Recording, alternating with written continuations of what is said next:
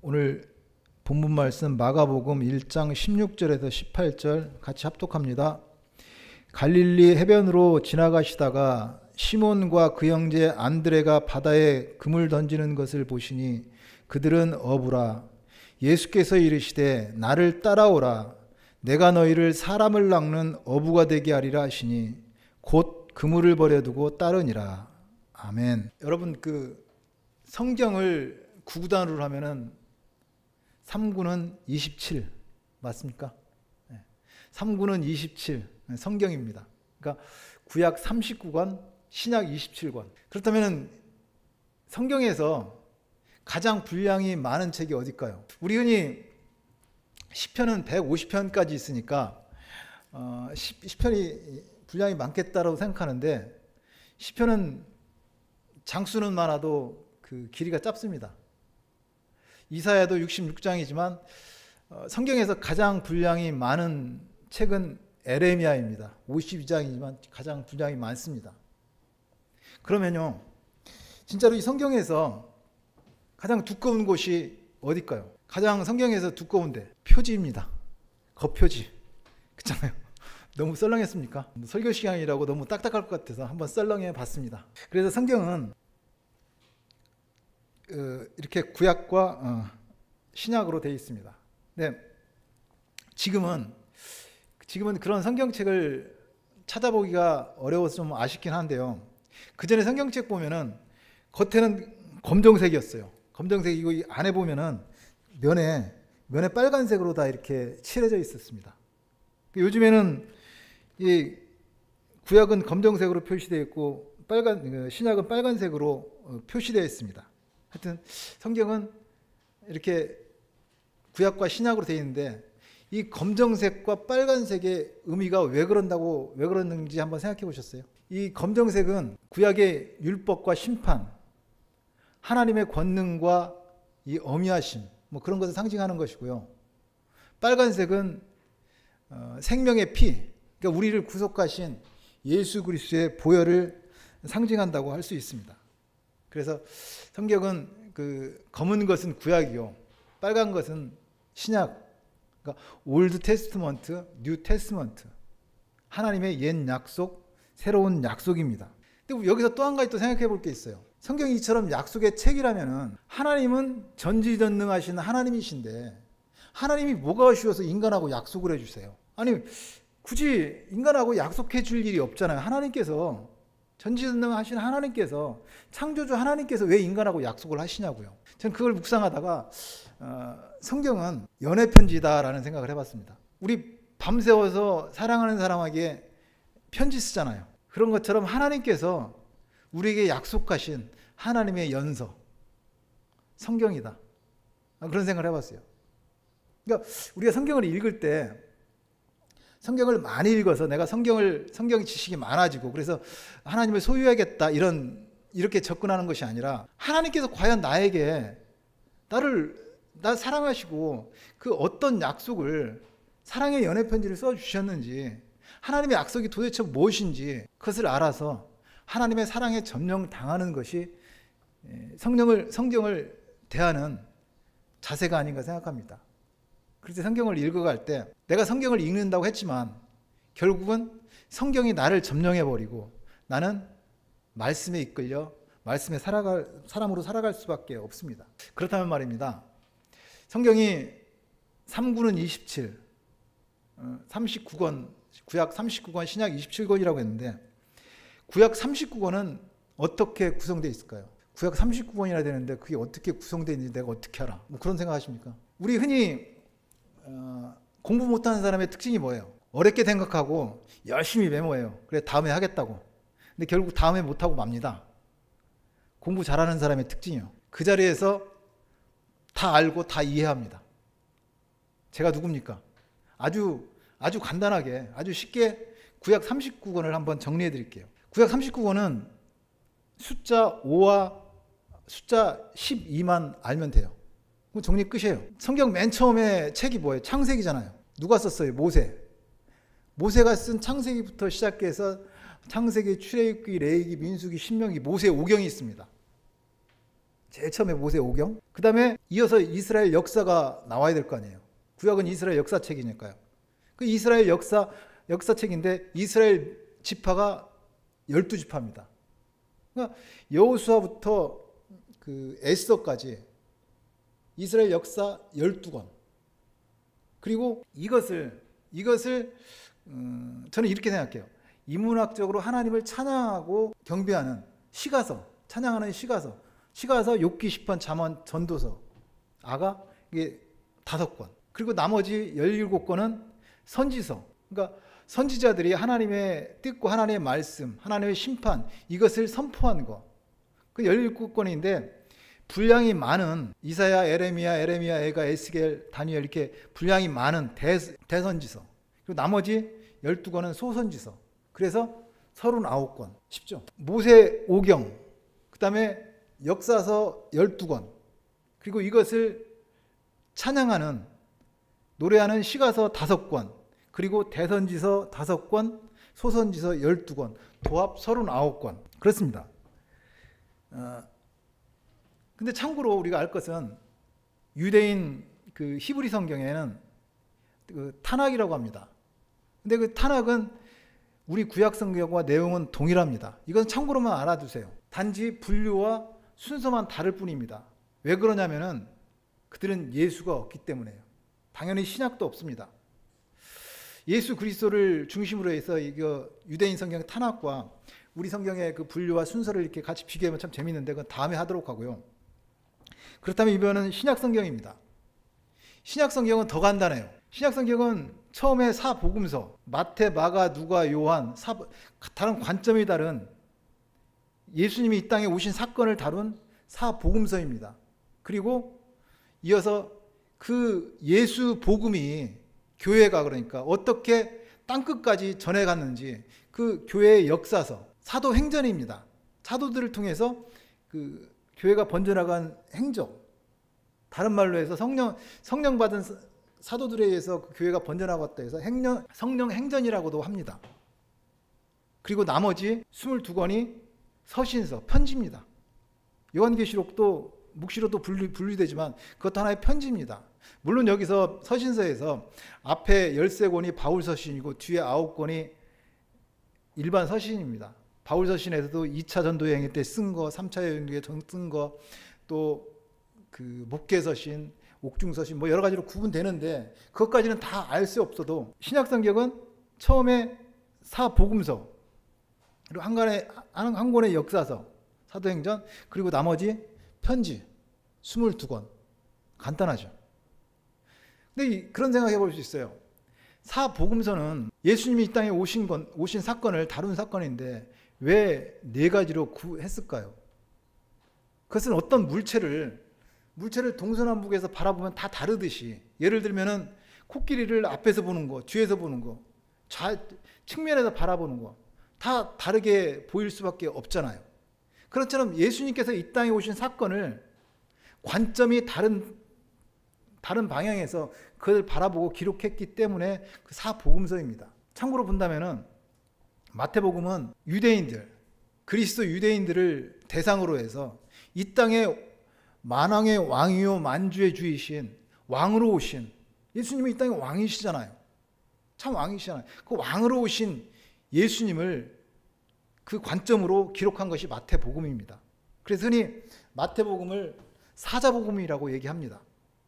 그 마가복음은 이 땅에 종으로 오신 예수님, 로마인 예수 그리스도를 믿는 사람들을 대상으로 해서 이 땅에 우리를 섬겨주신 종으로 오신 그 예수님의 관점에서 기록한 책입니다. 그래서 마가복음을 흔히 황소복음이라고 합니다. 그리고 누가복음은 이 땅에 하나님이신 예수님께서 인간의 몸을 입고 오셨잖아요. 인간의 몸을 입고 이 땅에 오신 예수님, 헬라인 그리스도인을 대상으로 해서 이 땅에 인간으로 오신 예수님의 관점에서 쓰여진 책, 그래서 흔히 인자복음이라고 합니다. 그리고 요한복음은 되게 영적인 복음이에요. 하나님은 하나님의 그 아들, 예수님은 하나님의 아들이었다. 예수님은 하나님이었다. 그것을 말씀하고 있습니다. 그래서 요한복음 1장 1절은 태초에 말씀이 계시니라, 이 말씀이 하나님과 함께 계셨으니 이 말씀이 곧 하나님이시니라. 이처럼 예수님의 신성, 그것을 강조하는 되게 영적인 복음입니다. 그래서 요한복음은 독수리 복음이라고 합니다. 독수리가 수키로 상공에서도 먹이를 정확히 알고 낚아채듯이 영적인 그런 복음이라서 독수리 복음이라고도 흔히 얘기합니다. 여기까지는 다 아는 거지만 우리가 다시 한번 복습하는 의미에서 해봤고요. 근데 오늘 설교 제목이 곧입니다. 마가복음으로 곧이라는 제목으로 설교를 할 텐데요.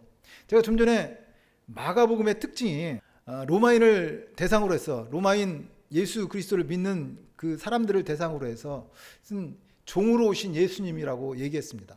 그러니까 하나님의 사랑은 예수 그리스도를 우리에게 내어주셨습니다. 그 예수 그리스도의 그 은혜는 십자가로 저와 여러분을 섬겨주셨어요. 예수님은 우리를 십자가로 섬겨주신 종으로 오신 분입니다. 그래서 마가복음의 특징이 종으로 오신 예수님인데, 또 하나 특징이 있다면 바로 곧입니다. 그래서 마가복음에는 곧이라는 그 헬라어 유데오스가 40회 이상이 나오고 있습니다. 이처럼 마가복음은 곧복음이라고도 할 수 있습니다. 헬라어 유데오스를 우리말은 곧이라고 성경은 번역하고 있습니다. 이것은 곧, 바로, 즉각적으로, 더 나아가서 순종이고, 온전한 순종이고 아멘이라고 할 수 있습니다. 그래서 이 곧자 대신에 아멘을 넣어서 읽어도 더 의미가 풍성해지는 것을 우리가 알 수가 있습니다. 오늘 본문도 마찬가지예요. 오늘 곧 그들이 그물을 버려두고 따르니라 라고 했잖아요. 곧 대신에 아멘을 넣는다면 즉시 아멘하고 그물을 버려두고 따랐더라. 똑같잖아요. 더 의미가 풍성해지잖아요. 어쨌든 그래서 마가복음은 곧 복음서답게 4복음서 중에서 가장 짧습니다. 그리고 그 이야기가 가장 빠르게 전개됩니다. 마가복음의 기록자 마가는 복음의 메시지를 굉장히 빠르고 박진감 있게 전개해 나갑니다. 복음의 내용을 속도감 있게, 그리고 긴박성을 가지고 하나님의 그 즉각적인 역사를 강조하고 있습니다. 마가복음, 곧복음입니다. 오늘은 곧이라는 제목으로 같이 은혜를 나누겠습니다. 오늘 본문을 제가 다시 한번 봉독해 드립니다. 갈릴리 해변으로 지나가시다가 시몬과 그의 형제 안드레가 바다에 그물 던지는 것을 보시니 그들은 어부나 예수께서 이르시되 나를 따라오라, 내가 너희로 사람을 낚는 어부가 되게 하리라 하시니 곧 그물을 버려두고 따르니라. 시몬과 그의 형제 안드레가 갈릴리 바다에서 고기를 잡고 있었습니다. 그물을 던져서 고기를 잡고 있는 그들에게 예수님께서 나를 따라오라, 내가 너희를 사람을 낚는 어부가 되리라고 예수님께서 그들을 부르셨습니다. 그러자 그들이 곧 그물을 버려두고 예수님을 따랐다는 말입니다. 다시 말씀을 드려서 곧, 즉시로 아멘 하고 예수님을 따랐다는 말입니다. 첫째로 예수님을 따르는 제자들, 그들은 곧이었습니다. 예수님을 따르는 제자들의 신앙, 바로 곧신앙이었습니다. 시몬과 그 형제 안드레 어부였습니다. 그들에게 고기잡이는 일상의 생활이었고 생계의 수단이었습니다. 그런데 예수님이 나를 따라오라, 내가 너를 사람을 낚는 어부가 되리라고 말씀하시자 그들이 곧 그물을 버려두고 예수님을 따랐습니다. 믿음은 하나님보다 더 중하다고 생각한 것을 곧 내려놓는 것입니다. 주님의 말씀 앞에 더 이상 지체하지 않고 아멘으로 순종하는 것, 진짜 믿음입니다. 그들이 그렇게 곧 말씀에 순종해서 예수님을 따르자 그들은 더 이상 갈릴리에서 고기 잡은 어부가 아니었습니다. 그들은 원래 갈릴리에서 고기 잡던 어부였지만 곧 순종해서 예수님을 따랐을 때 시몬은 반석이라는 베드로로 바뀌었습니다. 그들은 천하를 다니면서 하나님의 복음을 전하는 복음 전도자가 되었습니다. 그래서 오늘날까지도 오고 오는 교회 시대에 그들의 이름이 회자되고 있고, 오늘 우리도 이렇게 시몬 베드로, 그 형제 안드레, 그 곳을 통해서 은혜를 나누고 있습니다. 이처럼 성경에 나오는 믿음의 사람들 다 곧 즉각적으로 하나님의 말씀에 아멘으로 순종한 사람들입니다. 대표적인 사람, 구약에서 본다면은 믿음의 조상 아브라함이 있습니다. 처음 아브라함을 찾아가신 하나님, 너는 너의 고향과 친척과 아비집을 떠나 내가 내게 지시할 땅으로 가라. 내가 너로 큰 민족을 이루고 너를 내게 복을 주어 내 이름을 창대하게 이르니 너는 복이 될지라. 아브라함을 부르셨습니다. 이에 아브라함은 말씀에 곧 순종하였습니다. 하나님이 아브라함을 부르실 때 언제 어디서 어떻게 가라는 말 없었습니다. 그렇지만 아브라함은 곧 말씀에 순종해서 즉각적으로 아멘 했습니다. 그래서 히브리서 기자는 이것을 믿음으로 아브라함은 부르심을 받았을 때 순종하여 장래 유업으로 받을 땅에 나아갈새 갈 바를 알지 못하고 나아갔다고 말하고 있습니다. 아브라함은 하나님의 부르심에 갈 바를 알지 못하고 나아갔습니다. 그렇지만 아브라함은 곧 즉시 순종하여 그 믿음의 조상이 되었습니다. 아들 이삭을 번제로 드린 모리아 사건도 마찬가지입니다. 아브라함은 하나님의 말씀에 곧 순종해서 가나안 땅에서 잘 살고 있었습니다. 가나안 땅에서 잘 살고 있는데 하나님께서는 이번엔 또 아브라함에게 찾아와서 내 아들 내 이삭 독자 아들 이삭을 내가 내게 지시한 한 산 거기서 그를 번제로 드리라고 말씀하고 있습니다. 아브라함에게 이삭이 어떤 아들이에요? 100세에 낳은 외아들입니다. 아브라함에게 있어서는 전부입니다. 그런데 말도 안 되는 하나님의 명령, 이삭을 번제로 드리라고 합니다. 근데 아브라함은 곧 순종합니다. 아브라함이 제단을 쌓고 나무를 버려놓고 그의 아들 이삭을 결박해서 제단 나무 위에 놓고 손을 내밀어 칼을 잡고 그 아들을 잡으려고 했습니다. 그때 아브라함아 아브라함아 하나님이 부르셨습니다. 그 아이에게 손을 대지 말라. 그에게 아무것도 하지 말라. 내가 내 아들 내 독자 이삭을 드리는 거 보니 이제 내가 하나님을 진실로 경외하는 줄을 알겠노라. 그래서 아브라함이 눈을 떠서 주위를 둘러보니 수풀에 걸린 순양이 한 마리 있었습니다. 그래서 그 순양을 잡아다가 이삭을 대신해서 번제로 드렸습니다. 이삭을 대신해서 번제로 드린 순양, 그것은 아브라함에게 있어서 이삭을 번제로 드린 거나 마찬가지입니다. 아브라함은 하나님의 말씀에 곧 순종하여 이삭을 번제로 드렸습니다. 모리아산에서 하나님의 말씀에 곧 순종한 그 아브라함, 그래서 그는 믿음의 조상이 되었습니다. 곧 순종한 그 아브라함, 그것으로 말미암아 그 아들 이삭은 일생은 하나님의 그 축복의 통로로 복을 받으며 살아갔습니다. 이삭을 번제로 드리라고 말씀하신 하나님, 결코 사람을 죽여서 번제로 드리라고 말씀하시는 그 인신제사를 요구하시는 하나님은 아니십니다. 그 하나님은 이는 내 사랑하는 아들이요 내 기뻐하는 자라고 말씀하시는 사랑의 하나님이십니다. 하나님께서 이삭을 번제로 드리라고 한 것, 그것은 아브라함을 축복하시고 이삭을 복을 주기 위해서 그렇게 말씀하셨습니다. 아브라함은 하나님의 부르심에 곧 즉각적으로 순종해서 믿음의 조상이 되었습니다. 그리고 그의 아들 이삭은 축복의 통로가 되었습니다. 믿음의 조상 아브라함의 신앙 곧이었습니다. 재미있는 그런 이야기 하나 있습니다. 하루는 말입니다, 마귀들이 모여서 회의를 했습니다.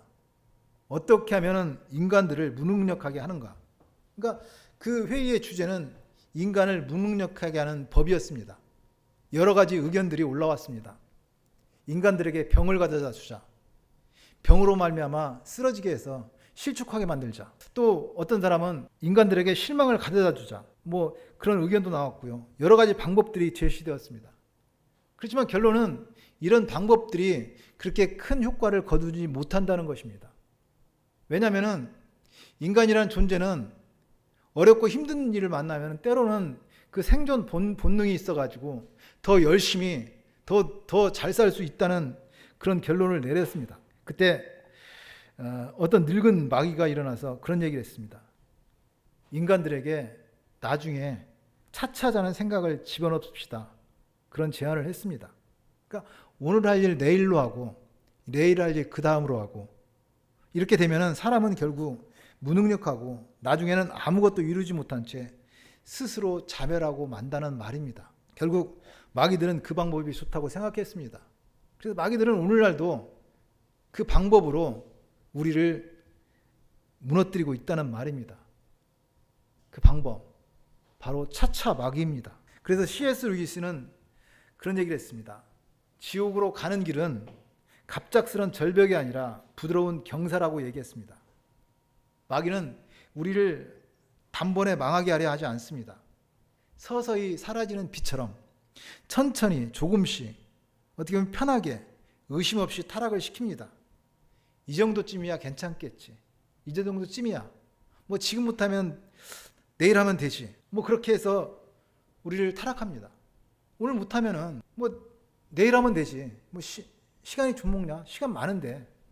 오늘 피곤하니까 다음 해야지. 계속 미루다가 아무것도 못하게 만든다는 얘기입니다. 우리는 단호하게 곧 즉각적으로 아멘으로 그 차참하기를 물리쳐야 합니다. 오늘도 우리를 무너뜨리는 마귀의 전략, 어찌하든지 하나님 말씀에 곧을 못하게 합니다. 아멘을 못하게 합니다. 그렇지만 우리는 곧으로 이 차참하기를 물리쳐야 합니다. 주님, 말씀하여 주시옵소서. 내가 듣고 그대로 행하겠나이다. 곧 순종하며 아멘으로 승리하는 차참하기를 물리치기를 소망합니다. 여러분은 언제나 마음만 먹으면 악을 제거할 수 있다고 생각하십니까? 지금은 내가 좀 그래요. 그렇지라도 내가 마음만 먹으면은 이 죄성, 이것들 아무 때나 떨쳐버릴 수 있다고 생각합니까? 내가 지금은 아니라도, 내가 지금은 전도하지 못하고 있고, 내가 헌신하고 봉사하지 못하지라도, 나 마음만 먹으면 아무 때고 전도할 수 있고, 헌신하고 봉사할 수 있다고 생각하십니까? 그렇지 않은 말입니다. 내가 오늘 곧으로 떨쳐버리지 못하는 그 죄악들, 그것이 나를 멸망으로 인도할 수 있다는 사실입니다. 내가 오늘 전도하지 못한 그 한 영혼, 내일은 지옥 갈 수 있다는 얘기입니다. 오늘 내가 해야 될 헌신과 봉사하지 못한 거, 그날에 오면은 하나님 앞에 부끄러운 것으로 다 드러날 수 있습니다. 우리의 신앙, 과거에 나 많이 했어가 아닙니다. 앞으로 할 수 있어도 아닙니다. 오늘입니다. 오늘 곧 아멘으로 순종하는 신앙입니다. 그래서 우리 흔히 그런 얘기 있잖아요. 황금보다 소금이 중요하고 소금보다 지금이 중요하다는 말입니다. 그래서 주님은 우리에게 세월을 아끼라, 때가 악하니라고 말하고 있습니다. 때가 악하니라. 다시 말씀드려서 차차 마귀는 오늘 또 어찌하든지 우리에게 곧 그것을 못하게 합니다. 그렇지만 우리는 곧으로 이 차참하기를 물리쳐야 합니다. 주님 말씀하여 주시옵소서. 내가 듣고 곧 아멘 순종하겠습니다. 그 곧으로 차참하기를 물리쳐야 합니다. 하나님은 곧 즉각적으로 아멘 순종하는 사람을 통해서 일하시고 그들을 축복하십니다. 이처럼 예수님의 제자들, 그들은 곧이었습니다. 우리도 곧입니다. 두 번째 곧입니다. 두 번째 곧은 예수님이 곧이었습니다. 예수님 자체가 곧입니다. 성경에서 예수님을 가리키는 그 말이 많이 있습니다. 여러 가지가 있어요. 뭐 메시아, 어린 양, 다윗의 뿌리, 광명한 새벽별, 구세주, 그리스도, 독생자, 하나님의 아들, 주님, 뭐 여러 가지가 있습니다. 그런데 또 한 가지가 있다면 예수님의 다른 이름, 아멘입니다. 아멘은 예수님의 또 다른 이름입니다. 계시록 3장 14절입니다. 라오디게아 교회 사자에게 편지하기를 아멘이시오, 충성되고 참된 증인이시오, 하나님의 창조의 근본이신 이가 이르시되. 이처럼 예수님의 또 다른 이름 아멘입니다. 그래서 고린도후서 1장 20절은 이렇게 얘기합니다. 하나님의 약속은 얼마든지 그리스도 안에서 예가 되니 그런즉 그로 말미암아 우리가 아멘하여 하나님께 영광을 돌리게 되느니라. 이처럼 예수님의 또 다른 이름은 아멘입니다. 아멘이신 예수님은 하나님의 뜻에 온전히 곧 순종하셨습니다. 그리고 우리에게 본을 보이시고 그것을 전가시켜 주셨습니다. 예수님은 하나님의 뜻에 곧 즉각적으로 아멘으로 순종했습니다. 예수님 자체가 곧입니다. 그 예수님이 하나님의 뜻에 곧 그 순종하신 것을 잘 보여주는 대표적인 성경 구절이 있습니다. 빌립보서 2장입니다. 너희 안에 이 마음을 품으라. 곧 그리스도 예수의 마음이니 그는 근본 하나님의 본체시나 하나님과 동등됨을 취할 것으로 여기지 아니하시고 오히려 자기를 비워 종의 형체를 가지사 사람들과 같이 되셨고 사람의 모양으로 나타나사 죽기까지 복종하셨으니 곧 십자가에 죽으심이라. 그러므로 하나님께서 그를 지극히 높여 모든 이름에 뛰어난 이름을 주사 하늘에 있는 자들과 땅에 있는 자들과 땅 아래에 있는 자들로 모든 무릎을 예수의 이름에 꿇게 하시고 모든 입으로 예수 그리스도를 주라 시인하여 하나님 아버지께 영광 돌리게 하셨습니다. 이처럼 예수님은 예수님 자체가 곧입니다. 예수님은 하나님의 뜻에 곧 온전히 아멘 순종해서 우리에게 그 곧을 본을 보여주셨습니다. 그리고 전가시켜 주셨습니다. 예수님 자체가 곧이었습니다. 세 번째 곧입니다. 우리의 신앙, 우리가 곧입니다. 예수님을 따르는 제자들이 곧이었고 예수님 자체가 곧이었습니다. 그러므로 우리의 신앙이 바로 곧입니다. 말씀으로 천지를 창조하신 하나님은 보이는 물질 세계만 창조하신 것이 아닙니다. 하나님께서는 보이는 것, 보이지 않는 것 모든 것을 창조하셨습니다. 그 마음을 창조하시고 양심을 창조하시고 지식과 지혜를 창조하시고 그 창조하신 하나님은 시간도 창조하셨습니다. 우리는 하나님이 창조한 시간을 흔히 타임, 그냥 시간 이렇게 한 가지로만 생각하고 있습니다. 그러나 하나님이 창조한 시간에는 두 가지가 있습니다. 그래서 유대인들 그 히브리적 사고에서 시간을 두 가지 개념으로 설명하고 있습니다. 그것이 크로노스와 카이로스입니다. 크로노스는 과거, 현재, 미래, 흐르는 시간, 물리적인 시간, 그러니까 해가 떠서 지는 그 자전과 공전을 통해서 나타나는 그 시간, 그러니까 우리가 일반적으로 우리가 항상 사용하는 그 시간, 타임, 그것을 크로노스라고 할 수 있습니다. 물리적인 시간이요. 근데 여기에 비해서 카이로스는 물리적인 시간이 아니라 논리적인 시간이라고 할 수 있습니다. 지극히 주관적인 마음의 시간입니다. 처음과 끝이 없는 영원한 시간이고 세상의 시간이 아니라 하늘의 시간입니다. 계속 이렇게 얘기해봐야 잘 헷갈리니까 간단히 한번 이렇게 설명해 보겠습니다. 세상을 살아가는 모든 사람에게는 똑같은 크로노스의 시간이 주어집니다. 똑같이 24시간 주어집니다. 남녀노소 빈부격차, 지위 고하를 막론하고 똑같습니다. 뭐 부자라고 30시간 사는 것도 아니고 가난하다고 10시간 사는 거 아닙니다. 똑같이 24시간이 주어집니다. 바로 크로노스 시간입니다.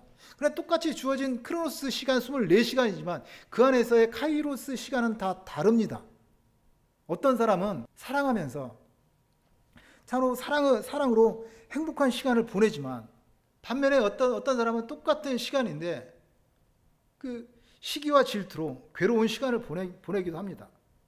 또 어떤 사람은 똑같은 시간이지만 감사함으로 즐거운 시간을 보내는 사람이 있지만 똑같은 시간을 원망과 불평으로 힘들게 삽니다.